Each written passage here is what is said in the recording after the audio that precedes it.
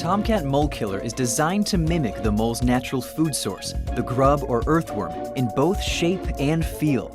It can kill in a single feeding, and moles usually die in their tunnels within 1 to 2 days of ingesting a single grub or worm placement. Before placing Tomcat Mole Killer, deciding on a prime location is essential.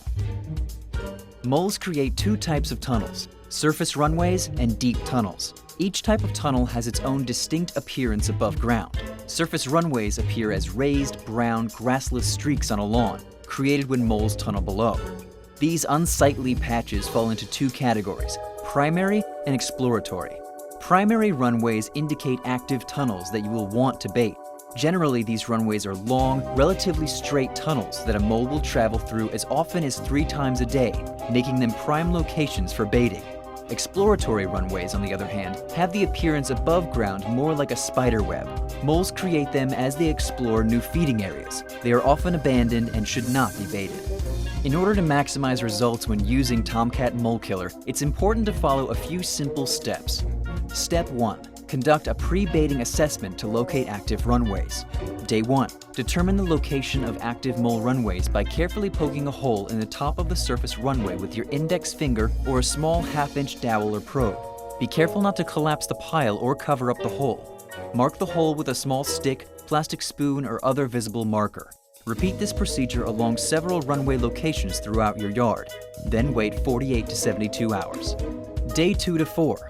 Revisit the assessment holes to see if they have been sealed. A mole traveling through its tunnel will seal the assessment hole. If the holes are sealed, you've located an active runway which can be baited. Leave the marker near the hole. If holes are still open, pull the markers. This is an inactive area.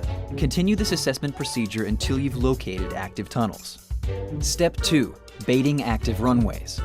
Bait only active runways that show activity within 48 to 72 hours of your assessment. Do not bait your original assessment hole.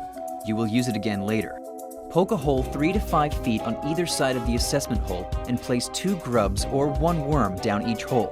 With a pencil, a probe, or your finger, push the bait as far down as you can, making sure it is sitting on the floor of the runway. If it is not, the mole may fail to see the grub or worm, or push it out of the tunnel. Now reseal the runway with dirt to keep out any light. Pinch the hole closed or cover it with a piece of sod or a small rock. Be careful not to collapse or disturb the runway. Important: be sure to reopen the assessment hole. Bait other active runways in a similar manner. Wait 24 hours. Day 3 to 5. Check to see if the assessment hole is sealed. If plugged, you know the mole has traveled through the runway and more than likely eaten the bait. A single grub bait placement may kill a mole in as little as 12 to 24 hours. Leave runways alone for 5 to 7 days. 1 week later, verify elimination of activity by repeating the pre-baiting assessment process. If continued activity is found, rebait these locations. You will know Tomcat Mole Killer was effective when signs of new tunnel development and further lawn damage are eliminated. To prevent future mole infestations, make your yard as mole unfriendly as possible. Moles like soft, damp earth because it's easier to dig through and attracts the juicy worms, grubs, and other bugs they feed on. Changing these conditions is key for deterring mole activity. Use products that control grubs and insects in your lawn in order to limit moles' food supply. Avoid overwatering your lawn. A deep watering once a week should be enough to keep your lawn looking healthy without welcoming moles. Part of the Tomcat family of products.